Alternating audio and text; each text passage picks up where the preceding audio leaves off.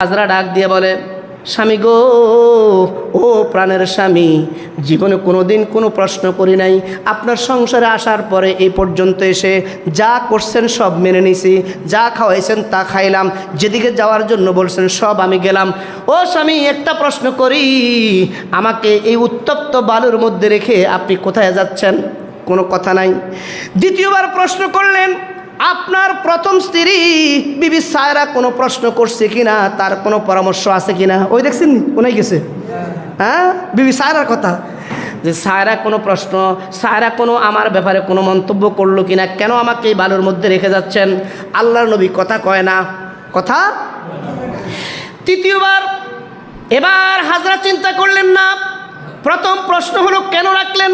আমি কি কোনো অপরাধ করেছি, কোনো অন্যায় করেছি? কেন বাড়ির থেকে বের করে আমাকে এই উত্তপ্ত বালুর মধ্যে রেখে যাচ্ছেন? কোনো কথা বলছেন না। তার কারণ কি? এক নম্বর বিষয়, কোনো কথা বলে নাই। দুই নম্বরে বলেছে বিবি সায়রা কোনো পরামর্শ দিল কিনা, তাও তিনি কিছু বলে নাই।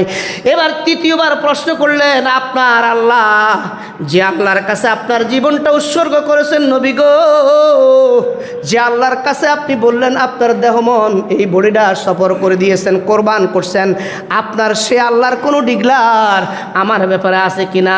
সাথে সাথে ইব্রাহিম নবী ঘাড়টা ঘুরাইয়া হাজরার দিকে নজর করে বলেন, রব্বানা ইন্নী আসকানতু মিন যুররিয়্যাতি বিওয়াদিন গায়রি জি জারইন ইনদা বাইতিকাল মুহাররম।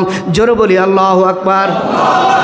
ইব্রাহিম নবী ডাক দিয়ে বলে, আমি তোমাকে রেখে গেলাম, এটা আমার আল্লাহর অর্ডার। এক নম্বর কথা হলো, আমার আল্লাহর পক্ষ থেকে এই অর্ডার, আল্লাহর কথা ছাড়া আমি কোনো কাজ করি না। রব্বানা ইন্নী আসকানতু মিন যুররিয়্যাতি, আল্লাহর দরবারে দুখানা হাত তুলে ইব্রাহিম দোয়া করে, মাবুদ আমাকে, আমি আমার স্ত্রী হাজরা এবং তার সন্তান, নবজাত সন্তানকে এই উত্তপ্ত বালুর মধ্যে রেখে চলে যাচ্ছি। আল্লাহ, এই জায়গার মধ্যে ফসল বলতে কিছু নাই, ফল ফলাদি নাই, শস্য শ্যামল নাই, পানির কোনো ব্যবস্থা নাই, গাছপালা নাই, পশু পাখি নাই, জীব জানোয়ার নাই। আল্লাহু আকবার।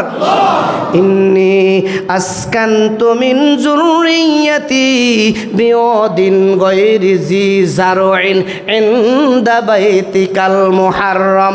আল্লাহ গো, কিচ্ছু নাই, কিচ্ছু নাই, তবে একটা জিনিস আছে, ইনদা বাইতিকাল মুহাররম, তোমার ঘরের পাশে আমি আমার স্ত্রী হাজরা এবং তার সন্তান ইসমাইলকে রেখে চলে যাচ্ছি। জোরে বলি সুবহানাল্লাহ।